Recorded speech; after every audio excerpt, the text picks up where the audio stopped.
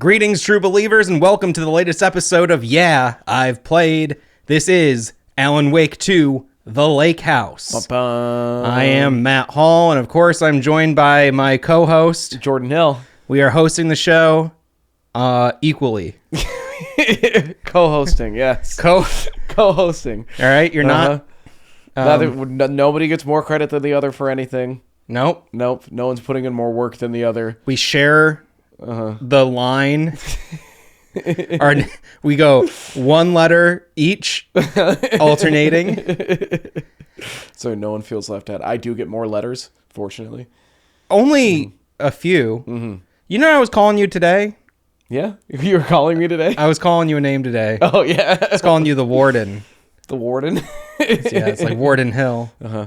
I wrote a couple fun names on your sandwiches when you got them at the cafe. Oh, really? I don't think I noticed that. I wrote Matt Ball is Life Hall, and then Matthew Titty Boy Hall. Mm-hmm.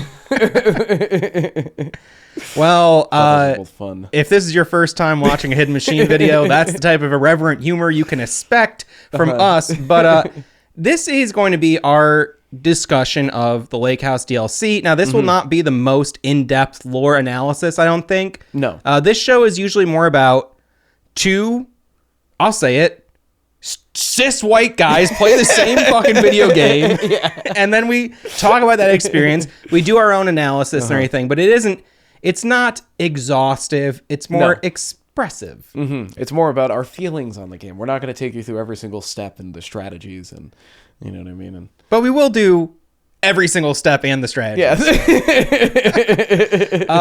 So we will talk too much about some things. We will talk not enough about other things and not even remember that we didn't talk about them because we got on a sidetrack about Lil Bow Wow for 42 minutes. Yeah, he was actually pretty good. I like all of Jermaine Dupri's beats. Jesus Christ. Oh. He's not one of the bad guys, is he, JD? I don't think so. No, I don't think so. I really fucking hope not, especially with all the little kids. Rest in peace, Quincy Jones. A musical genius.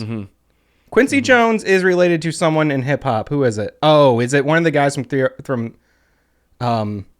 Three Doors Down? I was gonna say 303. Oh, 303. LMFAO. Isn't the guy with the huge hair? I think you might be one right of Quincy about Jones's kids. I remember that his dad is like a prominent producer, but I can't remember. All right. Well, that doesn't matter because we're talking about Alan Wake 2's The Lake House. Also, quick shout out to my old podcast, the Trashcast. Trashcast, baby, go boom. Shout out to Zoom Platform, the only place to get DRM-free games that matters. It's the only place you can get Duke Nukem. Oh, okay. 1 and 2. Hell yeah. Anyway, that's what matters. Trust me. We have an unreleased video where Andrew and I, the guy I had before him, I replaced Andrew with Jordan.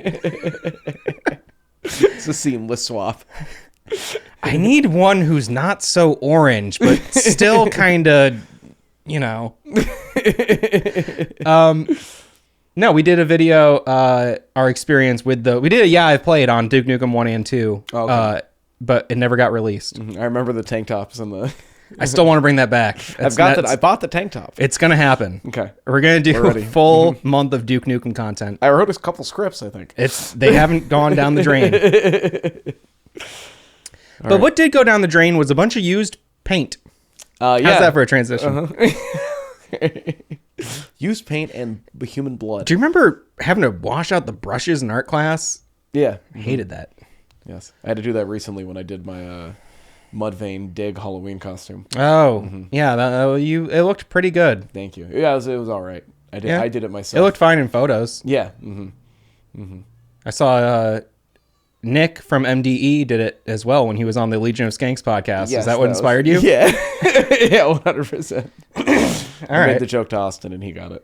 Well, I really thought Dig was one of the heaviest songs I'd ever heard, but the rest of that album does not do it for me. No, Mudvayne is not great in general. But that riff, even the whole song doesn't really hold up. That riff is very heavy. It's similar to that CKY song.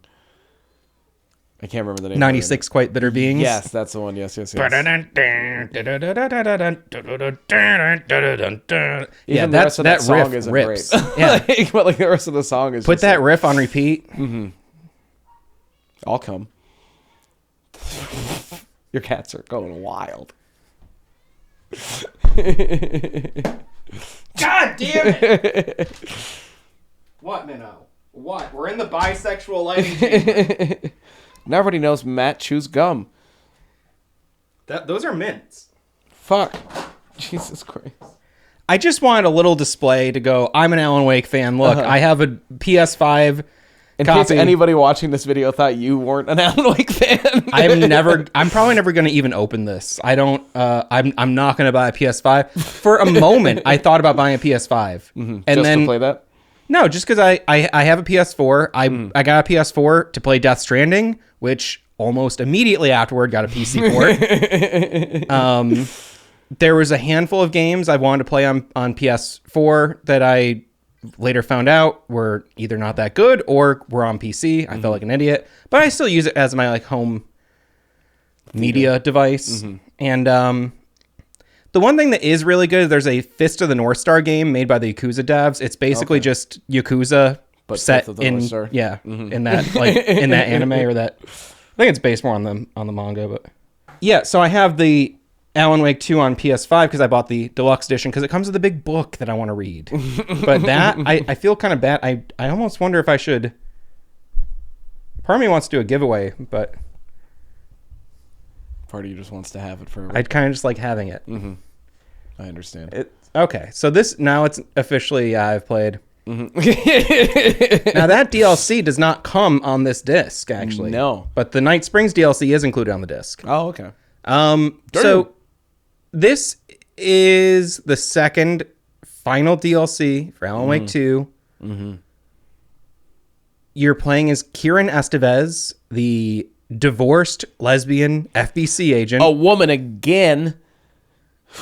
I was pissed. I turned it on and I saw a female protagonist and I said, I basically, I feel like I'm in a woke nightmare that I can't woke up from. Alan Woke's American Nightmare. Woke me out. It's just, I'm sick of, I just wish everybody was white and a straight guy, and basically I just wish I was the hero of every game. Me specifically. Yes, you specifically, yeah. So this was like a scarier game than Night Springs, like in terms of tone and everything. Oh yeah. But what was really scary for me was playing as a female. Oh, also I am one of the incel gamers, gamer guys. I am one of those guys. I didn't used to be. I'm really mad that they're making all the tits smaller. Now, I actually like smaller tits, and I go, don't make them too small. But a little smaller is actually in line with my, standards of objectification. Yeah. And Minnow feels the same way. She's actually also one of the anti-woke mob guys. She doesn't know it yet, but no, but I actually, she voted this time around. Yeah, for Donald Trump. Yeah, I've been doing voter fraud. All of my cats are registered. Yeah. And all of my dead relatives. It's also how I collect all those welfare checks. They're all... That's how we're so rich. Anyway, no. I didn't care for Estevez very much in the main game. I was like, okay, she's fine. I didn't really feel like I got a chance to get attached to her as a character. Yeah, I liked her and Casey's dynamic a little bit. That was the most exciting part. Yeah, but you only get a little peek at that. There's not a ton of that. You know what I mean? And you can tell they were bonding. They were both like, I hate my wife. Yeah. Which is classic humor. Yeah. I love that Remedy's doing that classic Lockhorns style humor. But no. Otherwise, though, you don't really get too invested with Estevez in general. She comes in much later on in the game, and then you don't really get much character development. No, and she's okay, she's hurting my favorite people, Saga and Alan. Yeah. She's being an FBC jackass. Yeah, immediately comes in and fucks everything up to a degree. And then has to be okay, I guess the FBC doesn't know everything. It's like, yeah, that's right. How's your humble pie? Yeah. No, but I felt like she was coming into this. I don't know how to put this. Because you don't know her too well and she's kind of a blank slate, I feel like she was a good protagonist for this, because if it was like anyone who's already more established in the worlds of Alan Wake or Control, like as a character, like you'd bring more baggage to it. Yeah. As a player.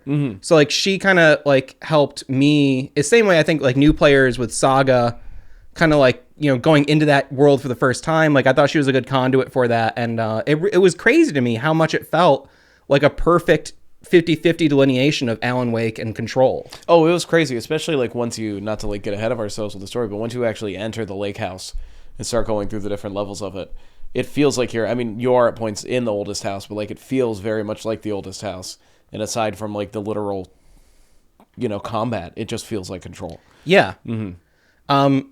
And I did like her, I don't know, just sort of her demeanor. I liked how she was like,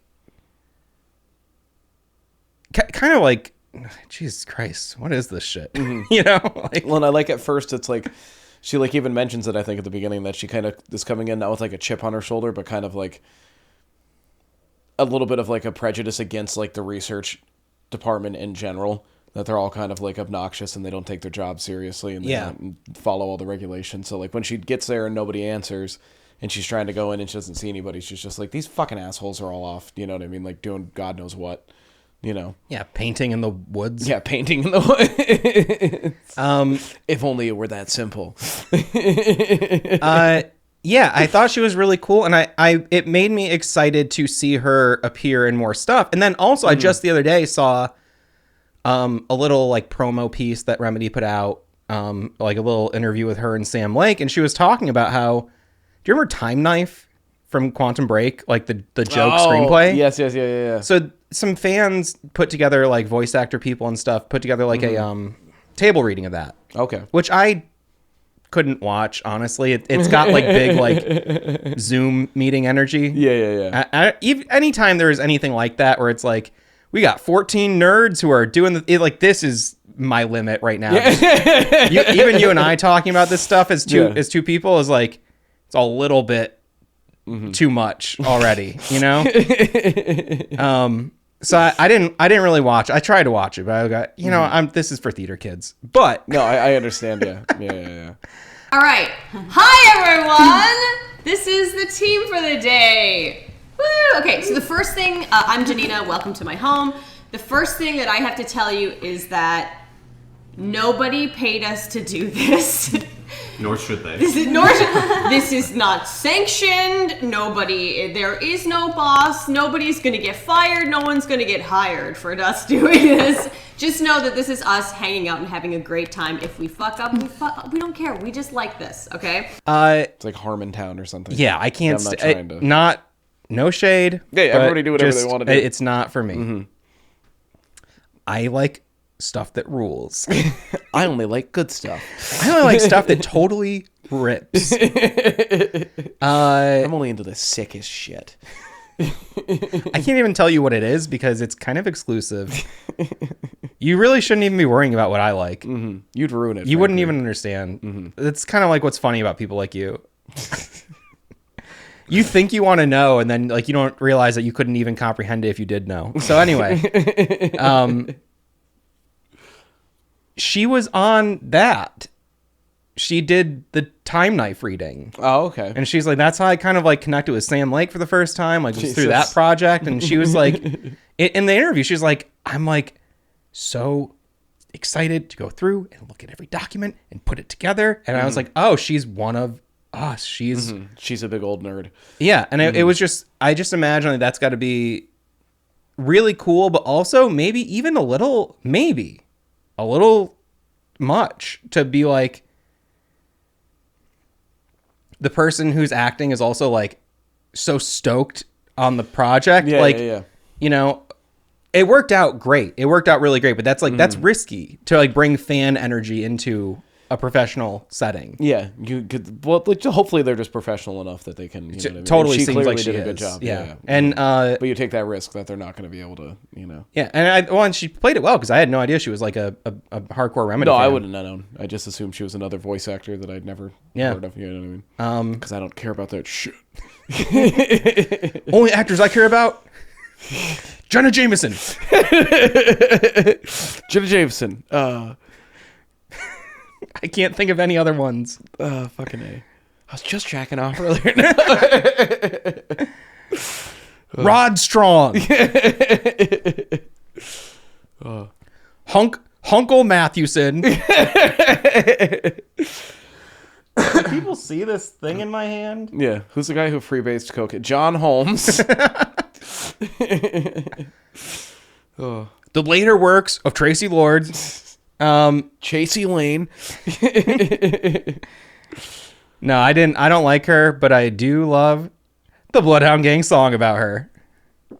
But her work is it's never made me buzz.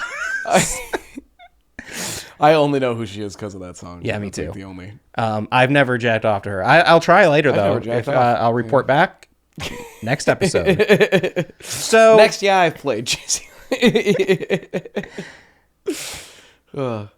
I guess it's about time we start reviewing porn games. Just eventually, it's just full on, just us reviewing porn. It devolves quickly into. So I counted 46 thrusts, which seems gratuitous. Yes, Minnow's putting us back on track. So yeah, it was just impressive to me how this character who I wasn't really attached to and didn't really have a ton of, any affection for really. I just thought, okay, cool. Like I wasn't like against playing as Estevez. Yeah. But I thought it felt so natural playing as her, and she slid right into this role so perfectly. It's just like there was no friction where like there's been other games where you're playing a new protagonist and it just doesn't feel Good. Yeah. Yeah, it doesn't feel right. How was it for you? Did you feel like she was like I thought smooth... it felt fine, yeah. Because, I mean, it felt not to be that guy, but, like, it did feel similar to playing a Saga a little bit, you know what I mean? In the sense that, like, they move similarly. And you're usually just seeing, like, the back of somebody that says, like, FBI or FBC, so it's, like, it's not that big of a difference. But, like, as far as, like, hearing her narrate it and stuff and hearing her perspective was, like, a nice, like, refreshing twist on it. Especially because you don't get to know her that well in the base game, but you do know that she's been there for a while, and she clearly has been doing a lot more than you're aware of. So, like, it is interesting to see her perspective on all of it. Yeah, and I also, I don't know, like, something about just... I guess I'm saying the same thing I've already been saying. It's just, like, it's super impressive to me that it worked for a game that is so character and lore heavy, that like this sort of like totally fresh character can feel as good to play as Alan Wake. Yeah.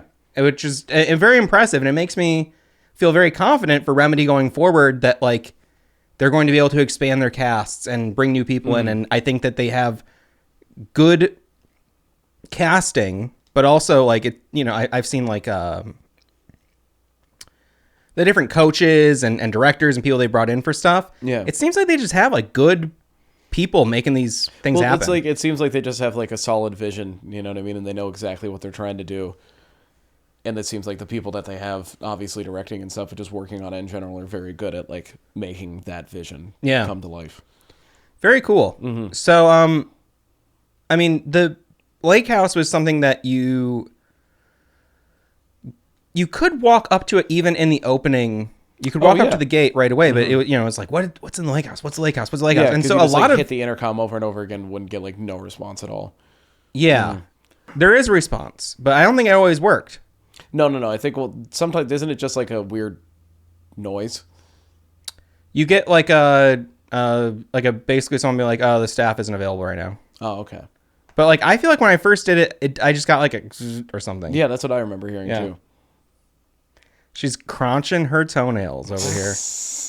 She has become such a lap cat. I'm spitting as I talk. No shame. A lot of fan speculation was suspecting it was the lodge, the Cauldron Lake Lodge had been converted. Oh, okay. Yes. It wasn't the case. It was clearly new construction. Although I would say the whole thing is an echo of the Cauldron Lake Lodge, and oh, for sure. Yeah. They're basically repeating the same loop. Well, I mean, there is one of the primary subjects at the lake house was also a subject at the Cauldron Lake Lodge. Yeah. So it's like the guy who basically was, to me, in my head, Werner Herzog.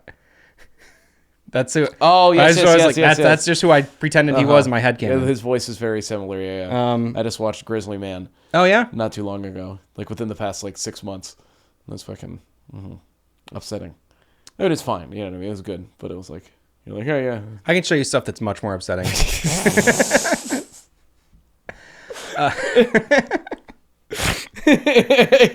Minnow, go get my special tapes. When Faces of Death. I had Faces of Death 2 on VHS, and I never watched it because I just don't really have a stomach for real gore. Yeah. Not that I've seen it all. I've seen a lot of things I wish I hadn't. All right. If anybody thinks I'm a fake internet guy, no, I was there. I've seen all of it. I remember one video specifically that still haunts me. Several. I'm not even going to mention what they are, but there's a couple. Some very bad stuff I've seen. There's one I was very upset that I saw. It was just after I was when you're younger, it kind of rolls off easier. You know what I mean? But then it was one of the final ones that I saw because I was like, I'm just a bit too old for this now. Bye, bitch. I don't know if people know this about me, but I sometimes go, bye, bitch. Bye, bitch. Bye. And what I'm doing is bad babies. Hi, bitch. Hi, bitch. Oh, okay. I don't know if you know what I'm talking about. Bad babby. Yeah. I don't know anything. I do not sniff and don't roll. I do not run, I reload. No, I've never. Just pull Hi, on bitch. out face. Hi, bitch. No, I'm not familiar, unfortunately. Please stop, please stop, please stop, please stop. That fit looked like you got it at the kiosk. Was it on sale, though? I love her. One of my favorite reality TV stars, I guess. Kind of in the Remedy extended universe because Bad Babby, yeah. Hartman is in some ways a parody of Dr. Phil. Yeah, Hartman's book is a direct parody of Dr. Phil's book. And Bad Babby came to fame through her appearance on the Dr. Phil show. His own Cauldron Lake Lodge. Yes. His own... Stealing the power from these artists. Pretty much. Onto a show. Trying to use them to tap into something greater. And now Adam Ray is his sort of dark presence, his Mr. Scratch, if you would. I can't. They're getting a special. It's like Dr. Phil on Dr. Phil or something. Yeah, I hope that I can't fucking stand it. I hope that everything works out great for them. I hope it goes I great. cannot handle that guy. No, it pisses me off. He's not funny. Ooh, and he wants to be the center of attention all the time. He wants to be. He thinks he's the funniest guy, and he wants everyone to be looking at him. He was in the Barbie movie, Matt. Come on. Was he? Yeah. As what? He was like a security guard for 30 seconds. He had one line, I think. Yeah. I was doing one line at the Barbie movie too.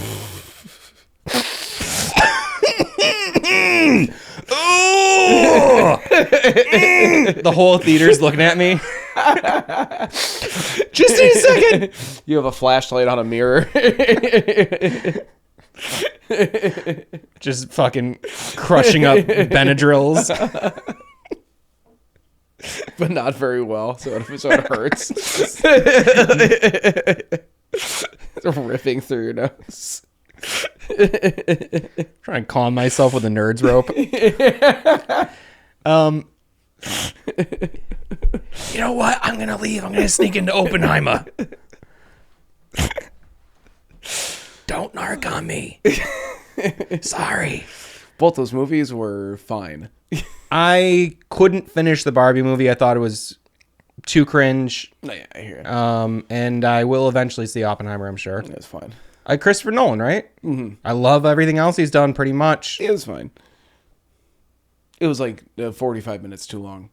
I love, any movie that celebrates war and violence and any sort of great tragedy in history, I think is a rah good time for me. Go, you know what?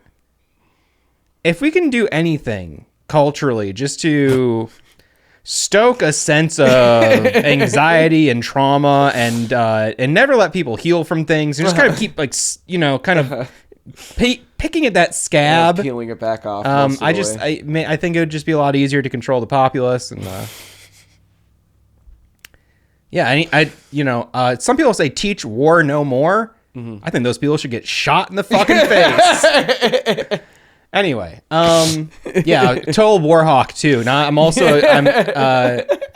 I'm trying. It's almost 2025.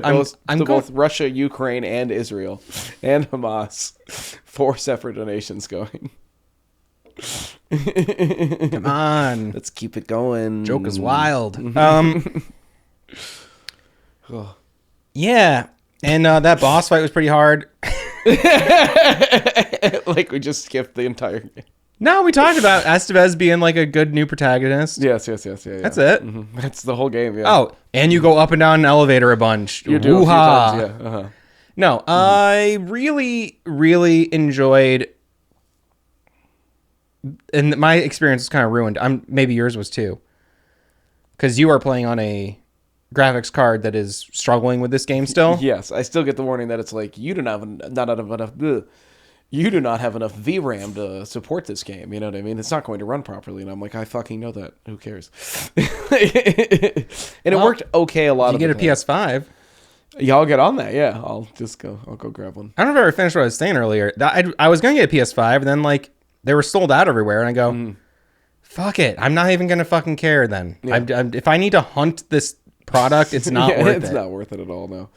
And it was still probably $500 at the time, but that's chump for me. I'm making $500 a minute, baby. And all those welfare checks your cash, dude. That fraud is it. Scam queen over here.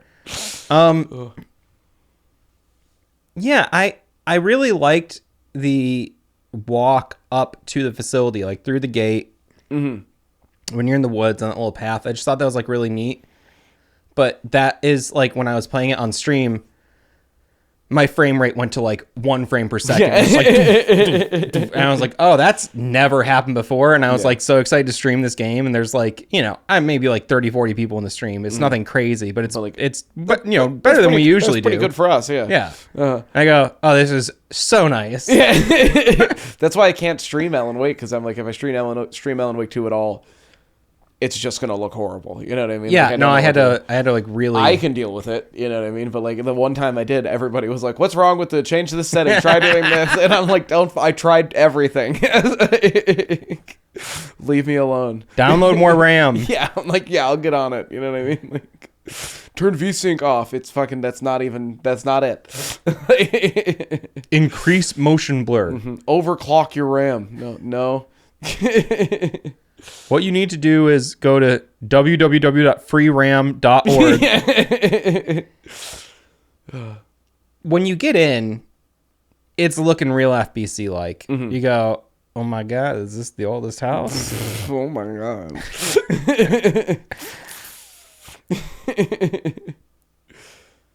And a TV pops up. And you're seeing it. And this is something I thought was really impressive. You're seeing these two characters, and they are kind of doing a Dr. Darling style presentation video. Mm-hmm. You were saying their names earlier. No, Jules and Diane Marmont. Mm-hmm. Not Julia and Diana.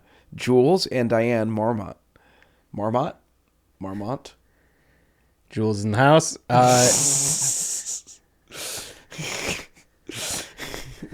Jules in the house. What up, Jules? It's gonna be very difficult. Yeah, I've played.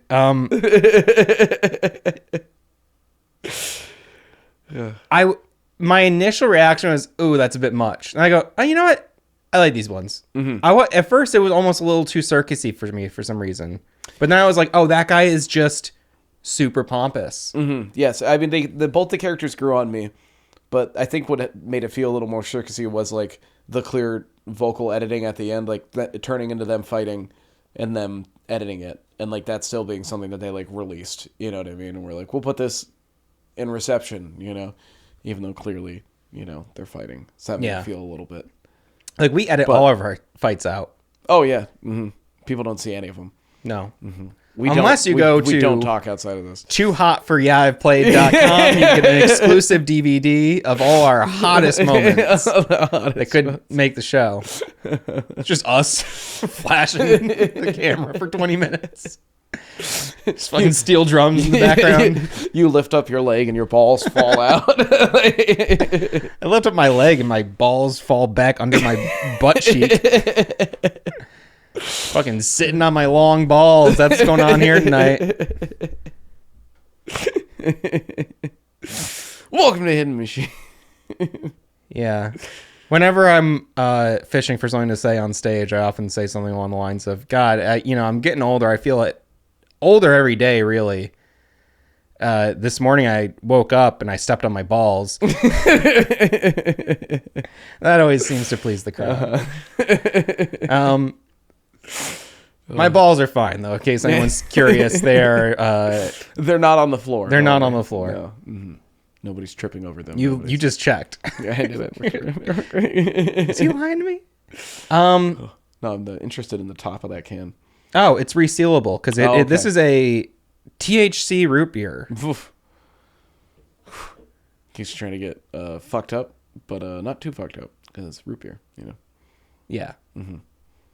They have some THC beers over at the little bodega near my place. Not worth it. It's like $15, and it's like fucking not very high percentage at all. It's just not worth it. I don't know. I'm just smoke weed all day. I just rather. Smoke weed all day. I would just rather smoke. I'd rather be high all the time.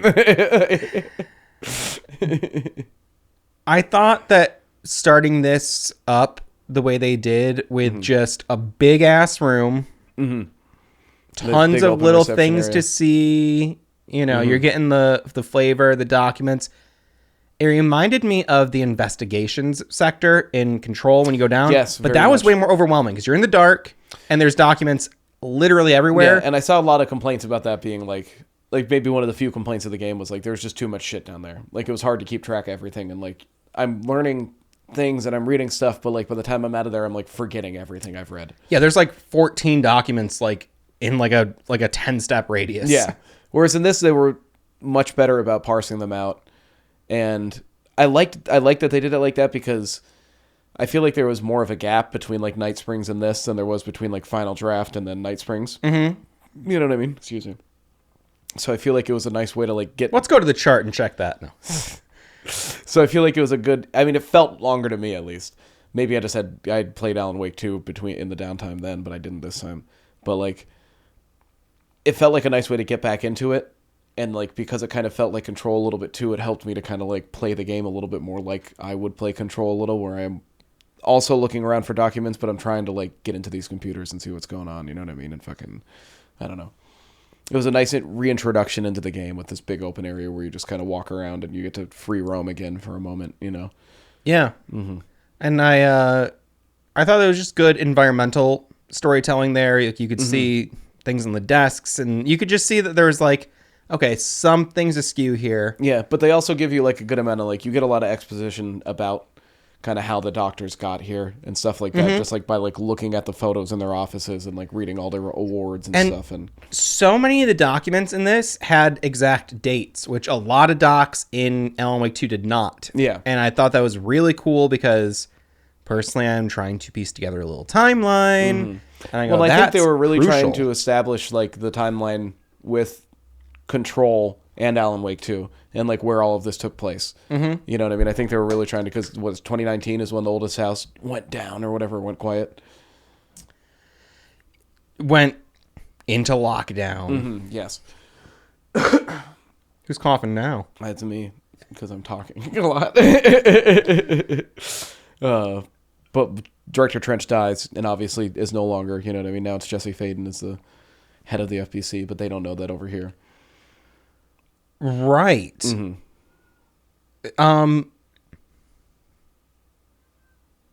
Man, I remember seeing something about that. I wish I could remember what it was. Doesn't matter. What I think is crazy is that the lockdown is still going on at that point. Yeah, that that's what it seems seems like, nuts. because now it's 4 years later, ostensibly, like based on the timeline, right? Like it's 4 years afterwards is where we're at now, and still it's under lockdown, even though it seemed like you fixed everything at the end of Control to a degree. You know what I mean? Like, not totally, but it was yeah, like, she was like, we just got to clean up the last of the hiss and get, yeah, and we'll be good set to things go. right. But it's like, my impression is that whatever was going on with the hiss and the former, we don't know. Really, everything's gone with the nail. Like, I think that things got way out of control. And I do think that we're going to be seeing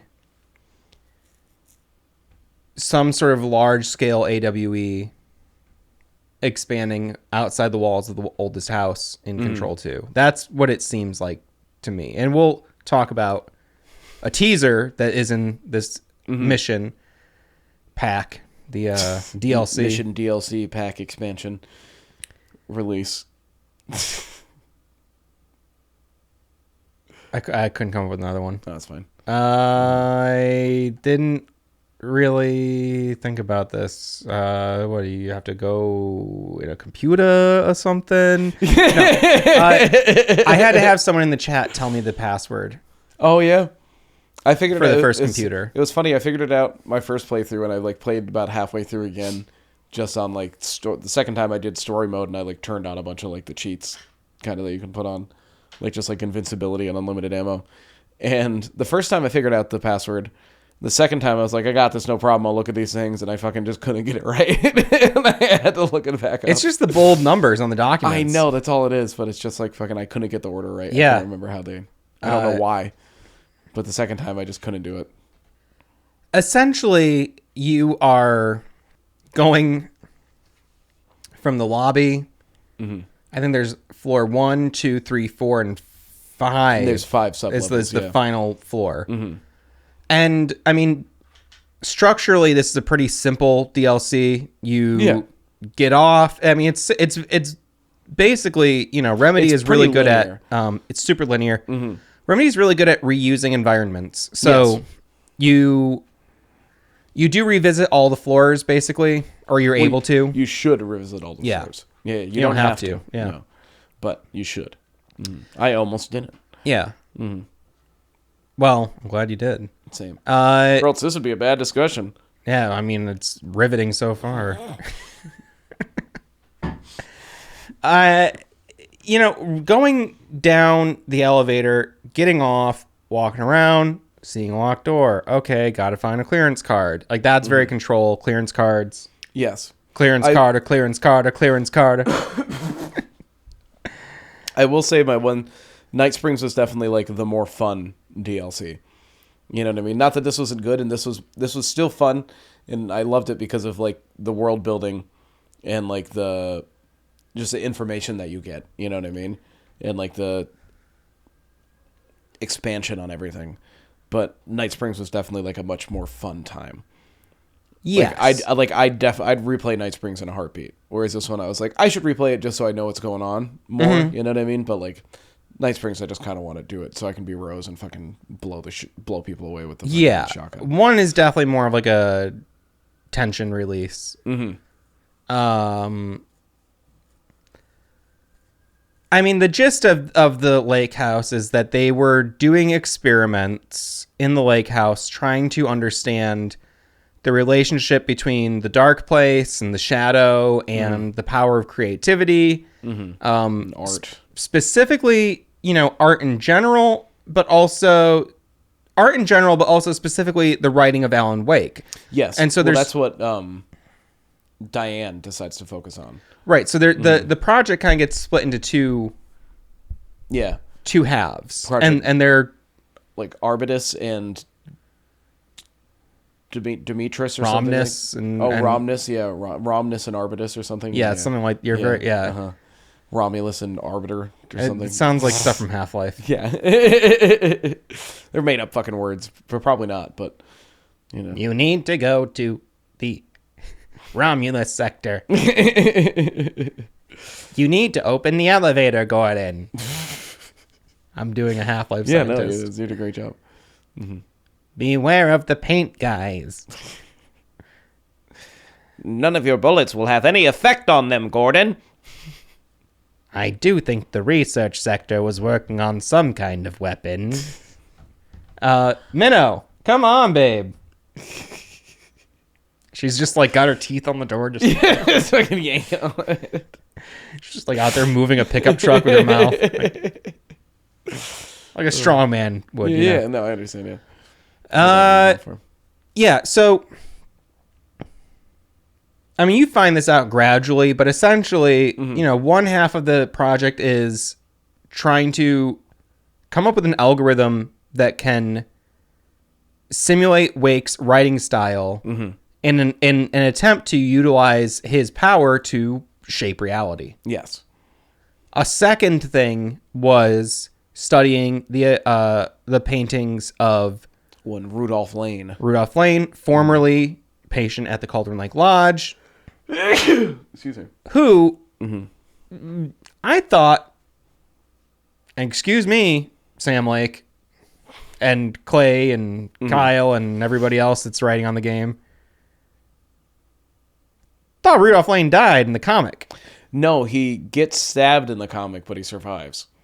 I just watched a video on this yesterday, where it's like, where does it say he survived? You find some, and I can't remember if it's in American Nightmare or if it's in Alan Wake 2, but you find a document that like is like some sort of like medical release form for Rudolph Lane, like being released for the stab wounds. I don't remember that. I don't either, but I did. It was in there. It was in the video.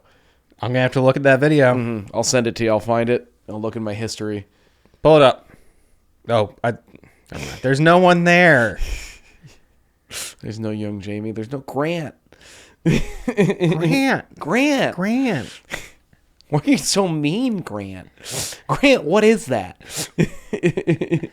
Just the worst green screen image behind us. It's an AI landscape.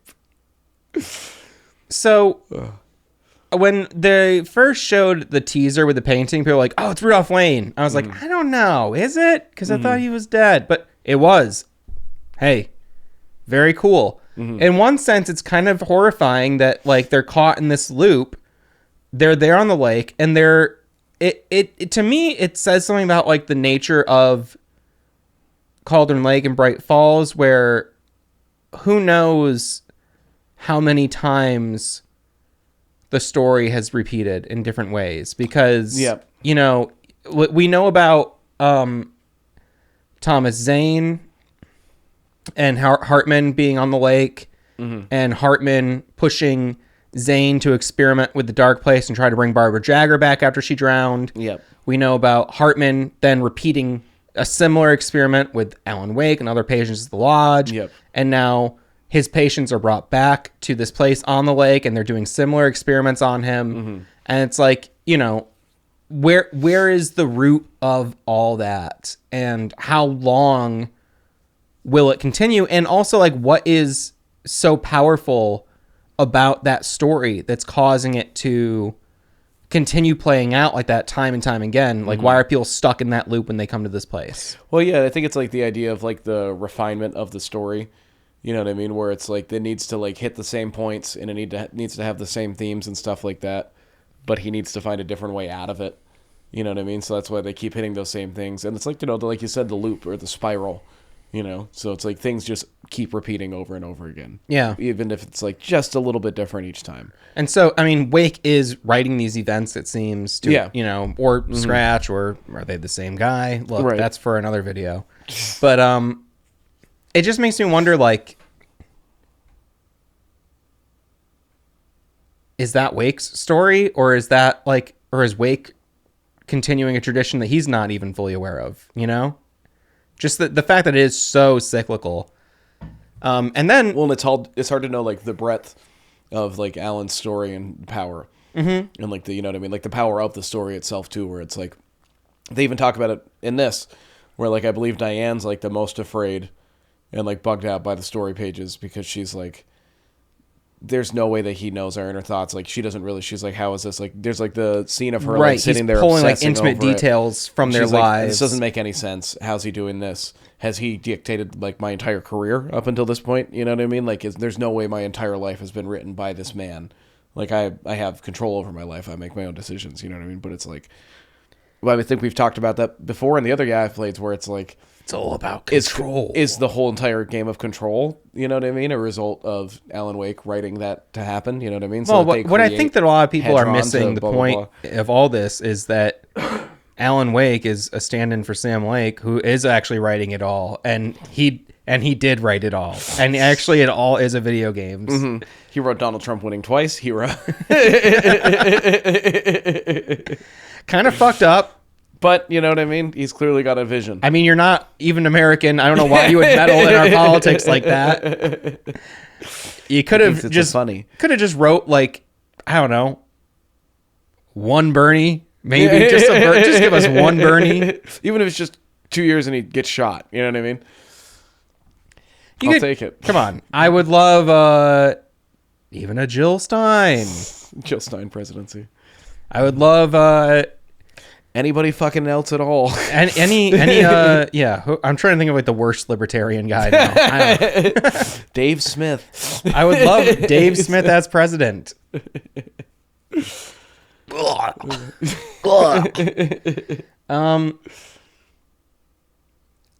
So I mean, the story is in one sense a statement on AI.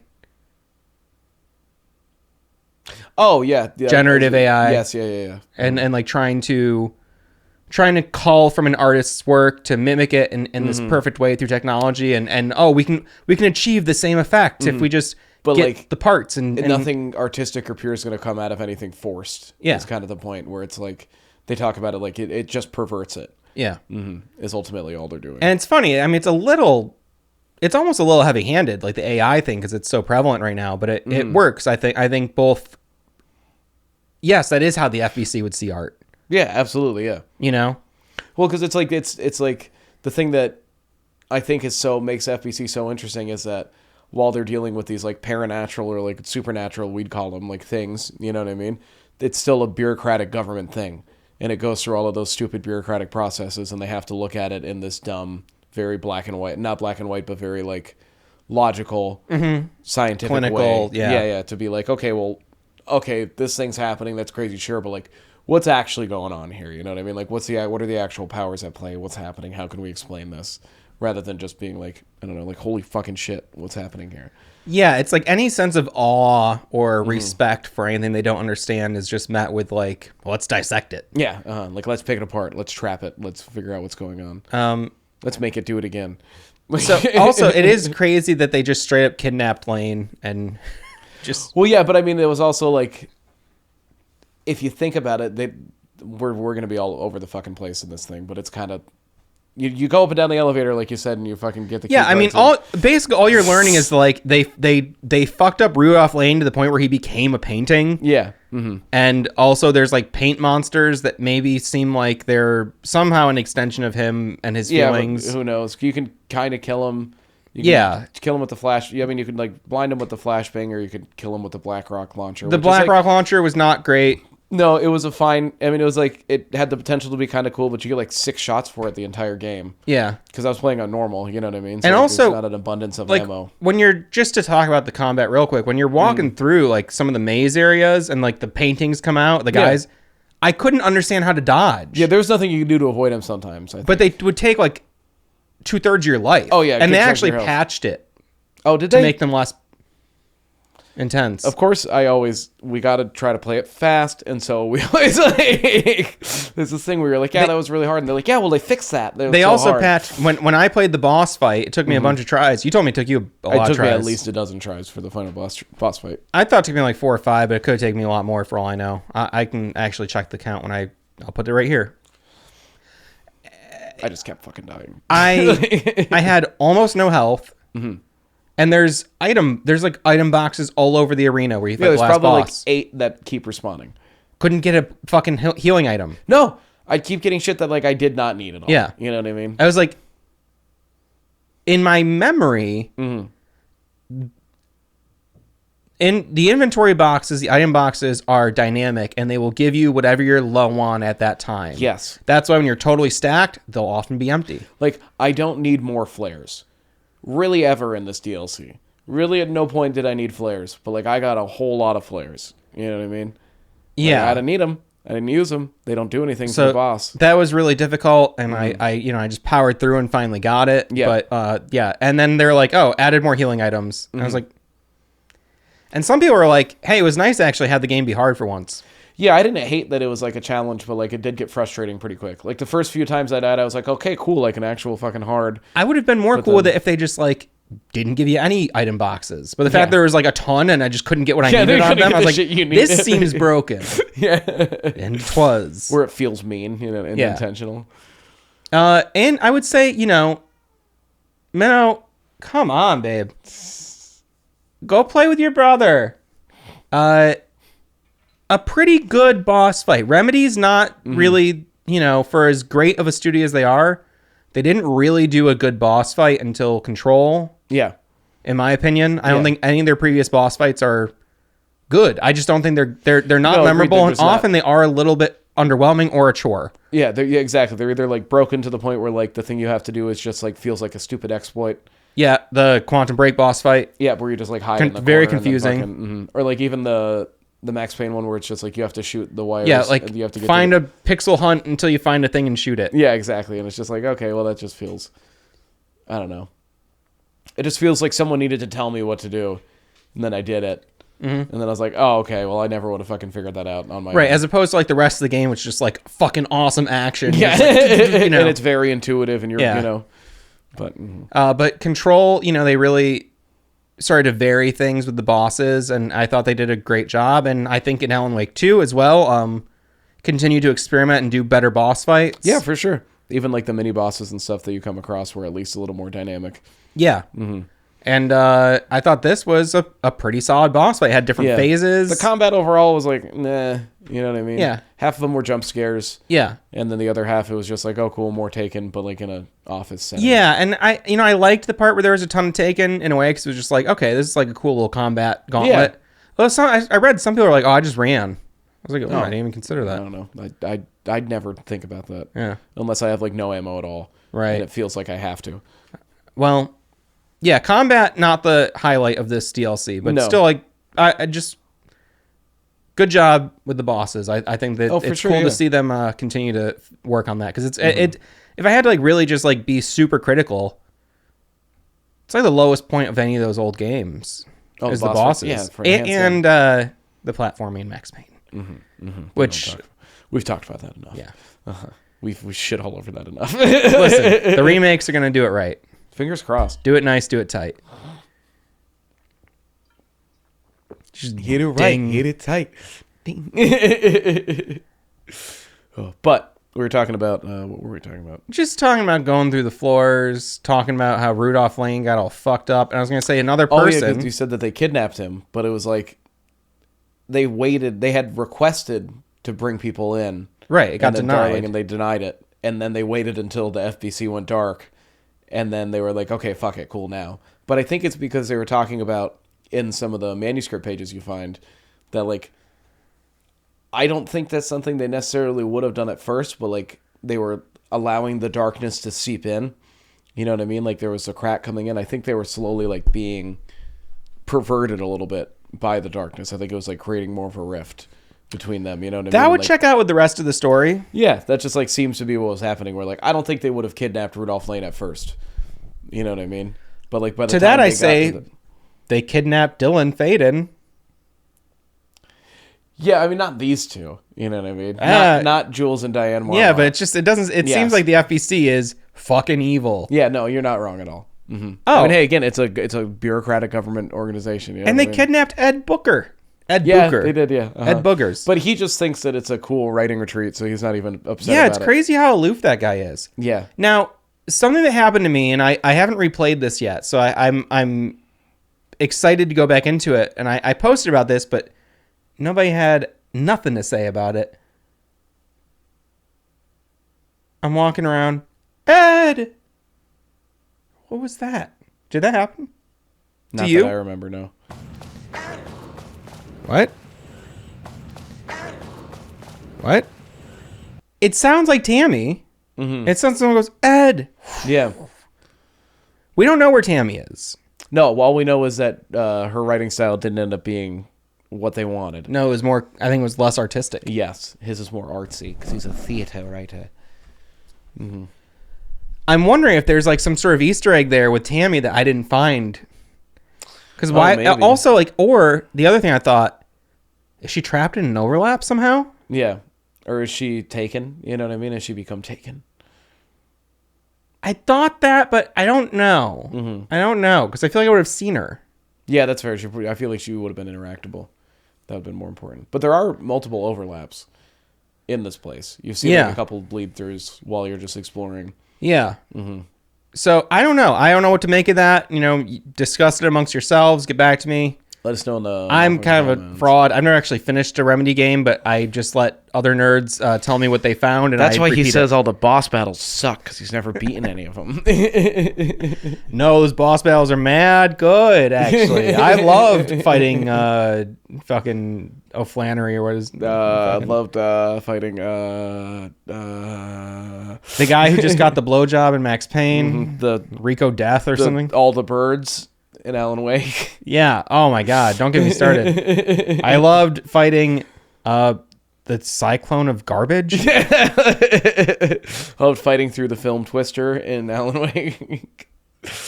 Would have been better if you fought like a giant berry wrapped in lights. You kind of do in the DLC. Mm-hmm. Yeah, I know. I mean, not a giant berry. No. It'd be nice with a giant berry, like in the Arkham games, you're fighting the giant scarecrow. Yeah. Remedy, take that. Run with it. Oh. Yeah, boss fight was pretty... No, so... I liked seeing Ed.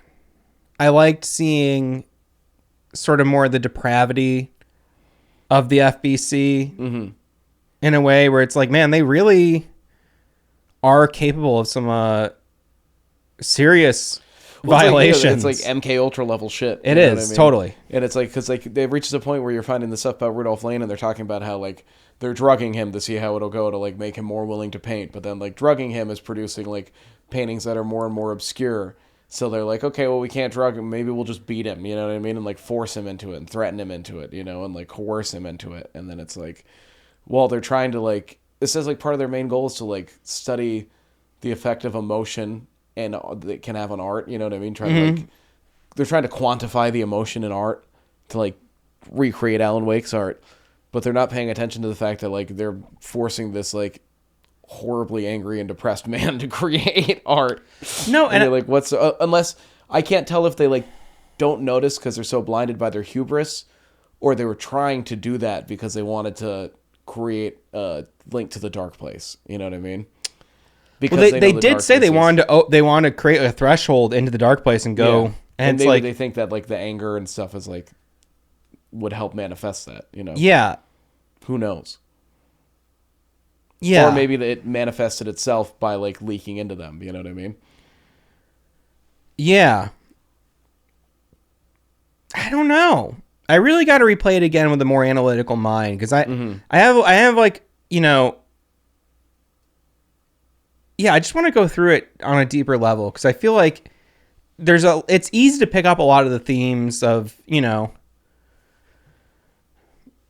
art, identity, AI, the Dark Place, Alan Wake, the Loop, the FBC. All these things are very like, they're very there on the surface, but there's multiple layers going on and it's affecting everything that's happening is affecting everything else around it as it happens. I'm getting all phlegmy. Delicious. Yeah, just like, I'm wondering, like, were they aware of Lane's past? Like, how much they know about what happened to him at the lodge and everything? Well, I'm sure they'd probably be fully aware because, like, there's documents on stuff, it. yeah. But is that something that the research team at the lake house had access to? I mean, that's because the investigation sector where those documents are was closed off. Yeah, but like only when we saw it. You know what I mean? Right, and I just don't. They began in 2018, right? Is when they started the lake house. I think technically so. They could have had access to it. Yeah, in that little bit of time. You know what I mean? It's left unclear to me. So I'm just like, and also like I wish I knew more about Lane himself. 'Cause it's like, I don't know. The whole thing. I just have like a bunch of questions that go, and then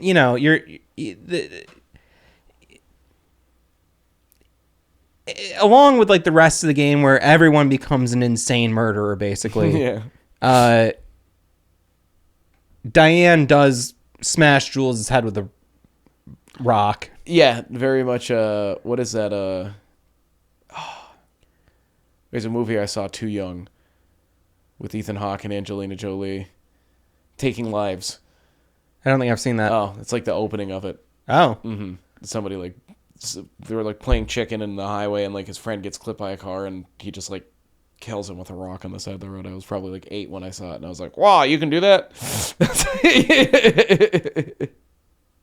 I'll be right back. I'm gonna go try something. Yeah, so it's like, I guess I'm trying to connect, and I'm not going to do it right now, obviously, but mostly because I'm struggling to think about it. But it's interesting how even though this is a self-contained narrative, it's almost like they're creating another murder site. They're doing like everything that's happening in the main game is like repeating in this as well in a way. Mm-hmm. Yeah, it seems like its own little self-contained separate story, and I think it's because they're attempting to create this threshold and have such a big effect on the dark place potentially. You know what I mean? Or on the dark presence, whatever they want to call it, Yeah. I don't know. The shadow. The shadow, yeah. Mm-hmm. It's so unscientific. Who came up with that? I love how much they both fucking hate Darling also.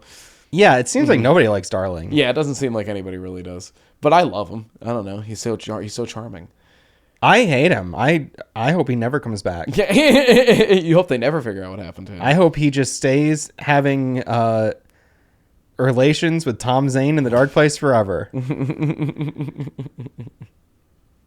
I've seen a lot of fan art. Yeah, I believe it. I'd avoid that stuff now. I'll fill your inbox.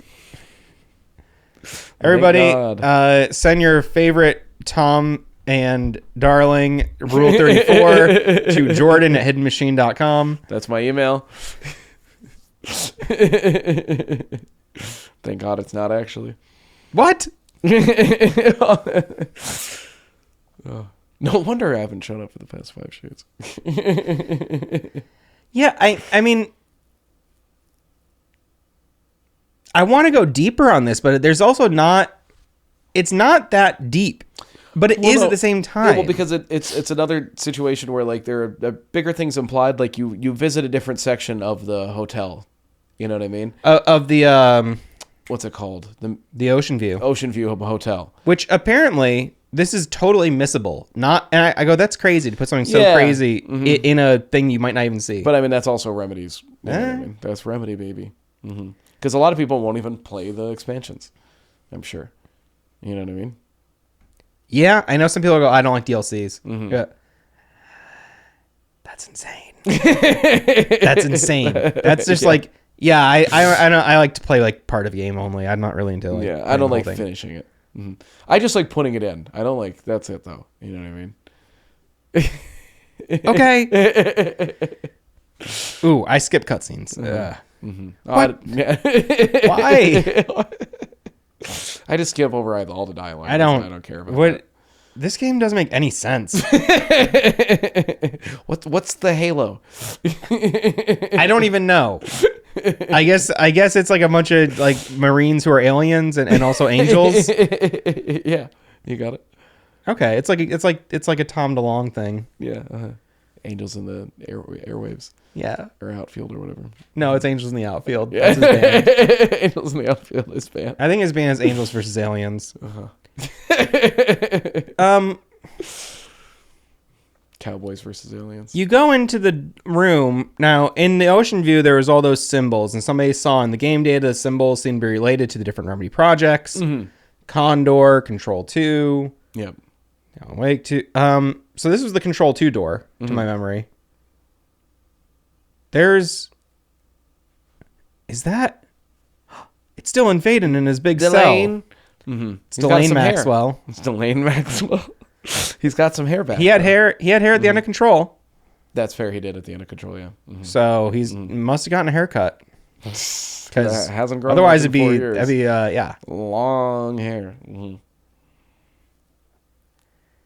God, I bet he stinks. I bet. I was gonna say, I don't think he's probably not trimming his toenails. Oh, for sure, no. Stink. Gross. Icky. Mm-hmm. Sticky icky ooh wee.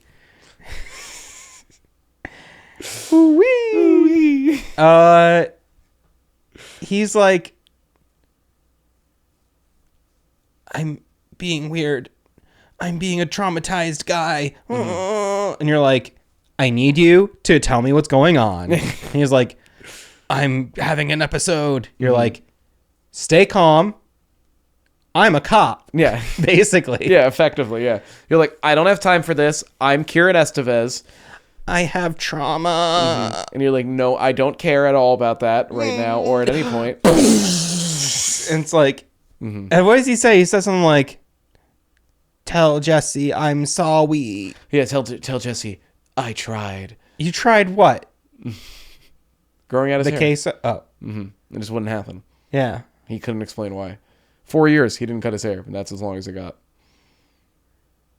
He's not balding, it's full. Dylan, don't you go and cut your hair. Do you think it's gonna make them? You're just a boy with a new haircut, and that's a very nice haircut. Is that a Sam Egan? No, it's Pavement. Pavement, okay. I think I've heard Sam Egan sing that. You had a very similar Sam Egan energy while singing that. Yes, well... I could not make heads or tails of this little like control scene. Mm-hmm. I rewatched it. You see a person who it almost looks like Saga in silhouette. You see a person from the back. People are calling it Control 2 trailer when you try to look up that scene. You know what I mean? That's presumptuous. Yeah, I know. But like I tried to like find that to watch it again, and people were like Control 2 trailer, and I'm like, I don't know if that's what it was. That was a lot. I don't know. But it also reminds me of Beth Wilder from when she's like in like hobo mode. Mm-hmm. Mm-hmm. Kind of looked like that to me as well. Although you're just seeing this person from the back, I'm making a lot of assumptions. Yes. But also it kind of felt Quantum Breaky with like the way the world looked all like... It felt very Quantum Breaky. So that's why like when I saw Control 2 trailer, I was like, I guess maybe, but like this did not feel Control. You know what I mean? Like watching that did not feel like I was watching a Control Quantum thing. Breaky heart. Yeah, and so... Just don't think you understand. Because if you quantum break my heart... Doesn't he say it might blow up and kill this man? Yeah, because when I was a child, blow up and kill this man. I heard those lyrics. I was like, is that what a heart attack is? Is his heart going to explode and he's going to die? I was like, I took it so... Yeah, like a balloon. Your chest blows up. Yeah. And I thought, I was very young. I was like, I must have been like 6 or 5 or something. And I just remember thinking like, that's such a scary song. Like, why do people like this song? That's so messed up that people are into this song about this guy. Why would anyone sing about someone dying? I was like, what? Like, this woman's gonna do that to him? I was just like, that's so weird. I was very smart in some ways, and also other times I just took stuff very literally and was just like, Hey, you were a child. So yeah. It's like I want everybody to think I've always been cool. never lame, never a dumb thought. Rudolph Lane, never a dumb thought. A lot of sad ones, though. Oh, yeah. Mm-hmm.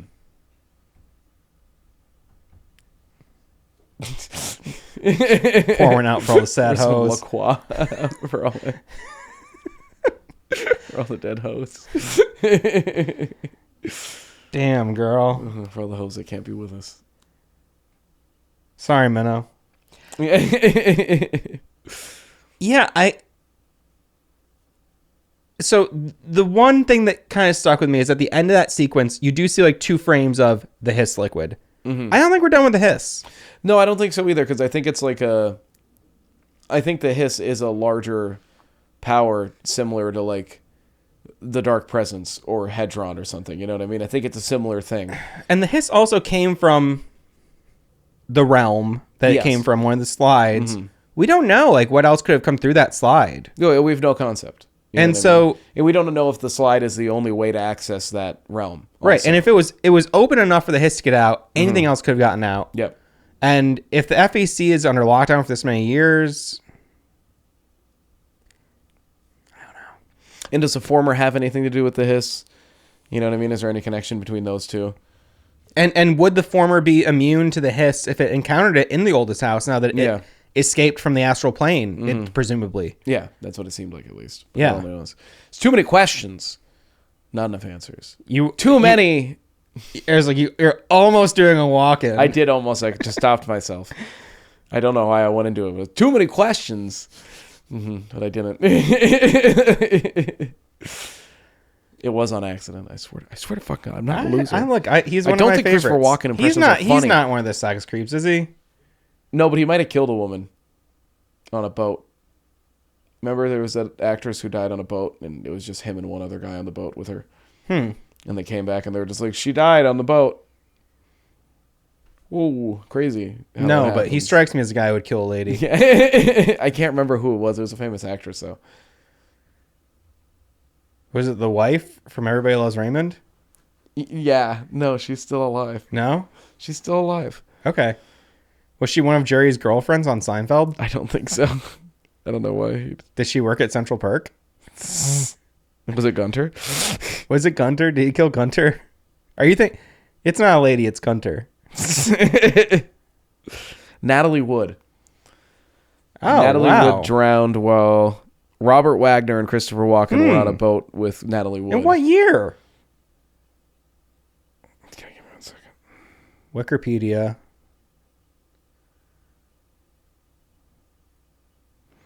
1981. 81? Mm-hmm. Yep. I'm surprised you didn't know that. But yeah, she was married to... I'm more like kind of a guy who's like thinking about the future. She was married to Robert Wagner, and him and the 3 of them were out on a boat. Yeah, that's weird already. A married couple with another guy on a boat. Uh-huh. Unless you're going to give your wife the old Eiffel Tower. Her cause of death was listed as drowning and other undetermined factors. What? Mm-hmm. She probably got all doped up, got pushed over. Yeah, so they're probably just all fucked up, and she fell in, and nobody saved her. You know, not to be that guy. So traces of motion sickness pill and a painkiller in her bloodstream, both of which increase the effects of alcohol. They were probably going out to have insane sex. Didn't work out. She slipped off the boat. They were all fucked up. Didn't know how to help her. I'll ask him. I'll ask him next time we have Zoom chats every other week. Me and Wagner. You and Robert, not Christopher Walken, but you and Robert Wagner. Come on. Walken. The whole time I'd be just put it on the table. I'm done with it now, so it's looking. It's empty. I'd be so tempted to do his voice back at him. I have a hard time doing that when people have accents. And if I talk to someone with an accent long enough, I'll catch myself like doing it a little bit. I know. It was very awkward at the last show and prove when. I don't do that.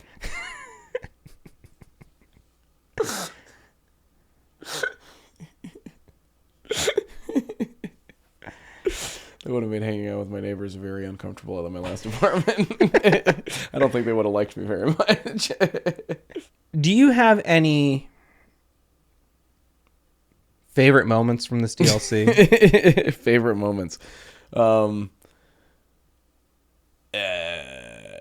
Not really. No, I liked when Darling confirmed that there's some sort of connection between Hedron and the Dark Presence.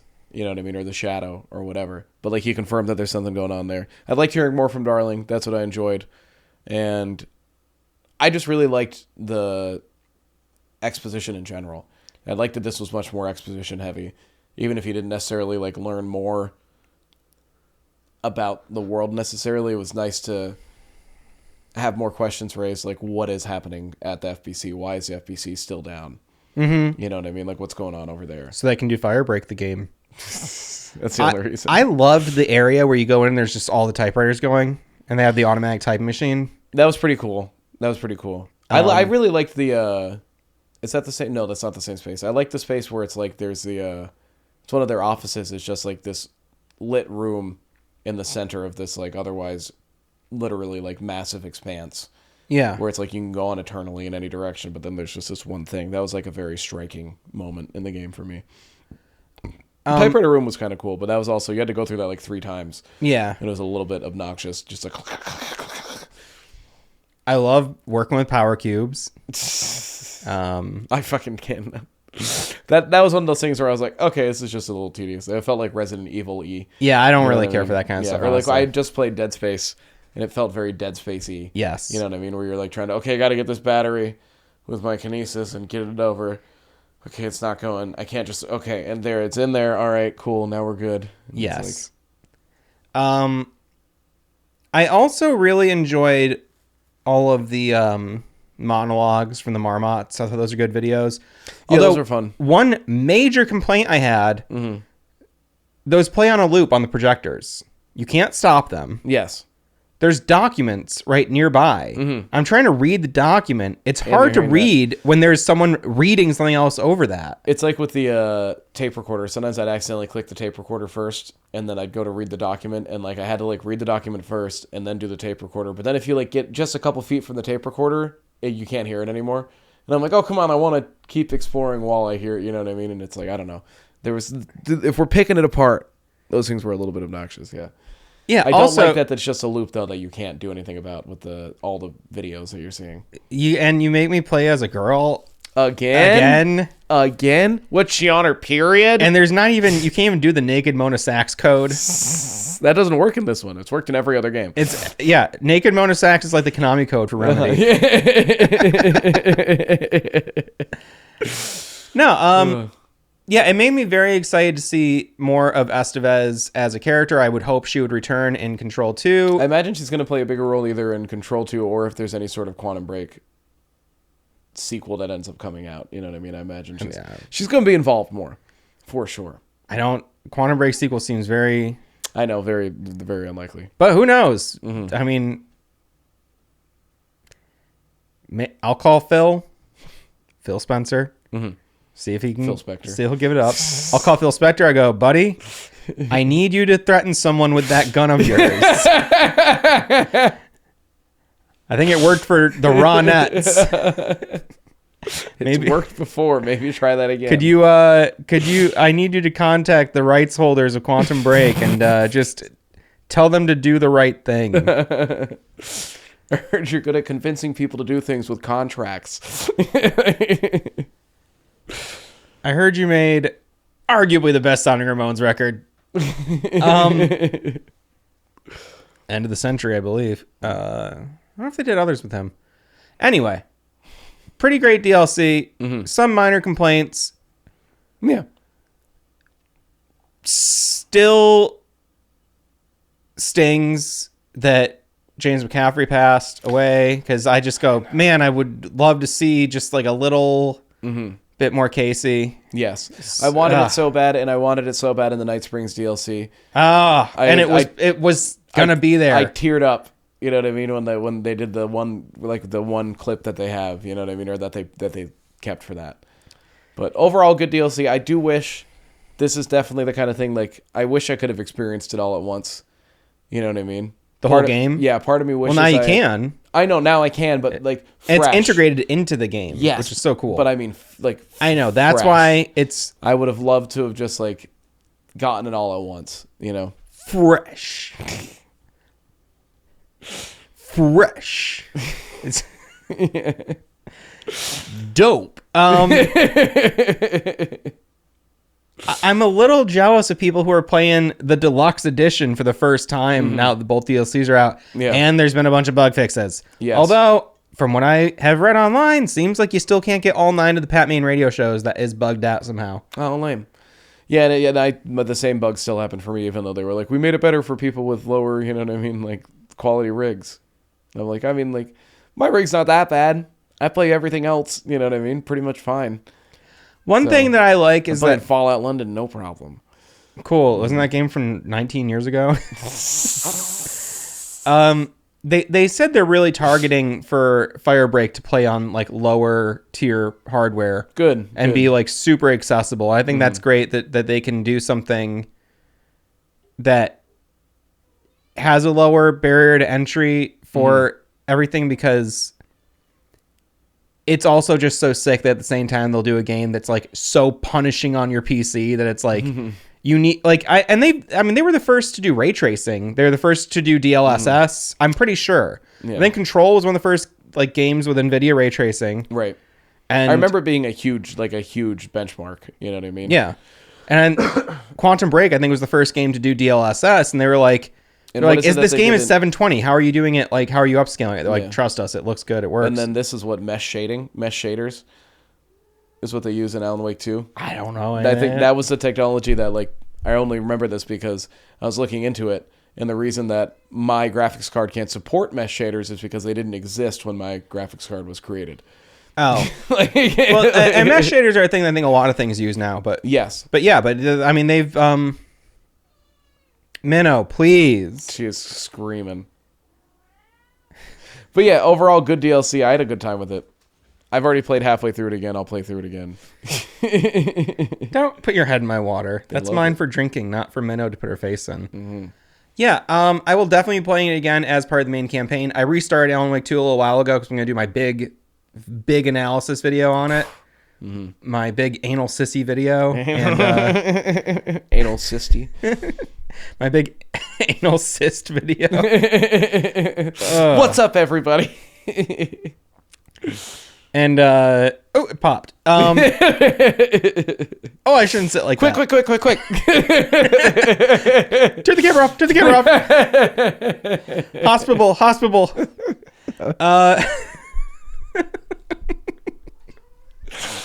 Oh, what up? No, Jesus fucking fuck. That was intentional. Minnow, come on. Just play Alan Wake 2. Just come on. Here, it's yours. Minnow, go pick up a PS5. It's yours. It's mine. Whose game is this? Game is Minnow's. You know what I also hate about... This is just loose in there. Yeah, you gotta open it to get it back in there tighter, maybe. But that's probably just it. Hey, they do it as a Blu-rays. Hey, is it the Blu-ray? It's a 91 gigabyte game. Yeah, it's massive. Minnow, I'm trying to make a final point here. Yeah, we're trying to wrap this up, Minnow. Yeah, I'm really looking forward to seeing how it feels integrated into the full story. That's all I want to say. Yeah, no, I feel you. I will probably end up playing it again very soon. I'm going to try. I've heard a couple of new potential ideas to make my experience a little bit better that I'm going to try out. Yeah? And see how it goes on a New Game Plus. What resolution do you try to play at? The lowest I can. Okay. I was curious. I need you to know, when I say I've tried everything, I've you're not a novice. Yeah, I borderline like randomized settings as many times as I can. You know what I mean? Being like, maybe it's this one, maybe it's this one, maybe it's this one. All right. I was gonna say, NVIDIA has like a pretty good. I have AMD. I know.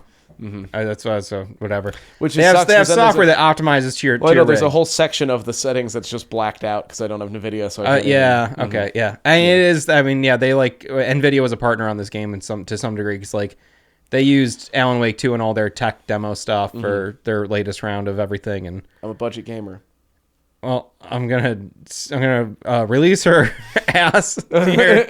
No, you don't need to Maintain your dignity. All right. Thanks to everyone on Patreon and Thank the channel you. members. Sorry, I feel like I full transparency. I had COVID. I was sick for 2 weeks. Yeah, it's all good. I feel dopey. I feel like this is a bit of a dopey, tired episode. I haven't been streaming because I'm still just like working a shit ton right now. And Yeah. just like I've been beat. I So put that's up a why I little haven't been blog and talked about your work doing- Yes, thank you. that you've been. Hell yeah. That people have been going. Where's Jordan? I'll be back. I swear to God. Next week I'm coming back. That right. By this video it'll already be happening. But This video is coming out tonight. it's okay. Hell yeah. All right. Bye. Bye.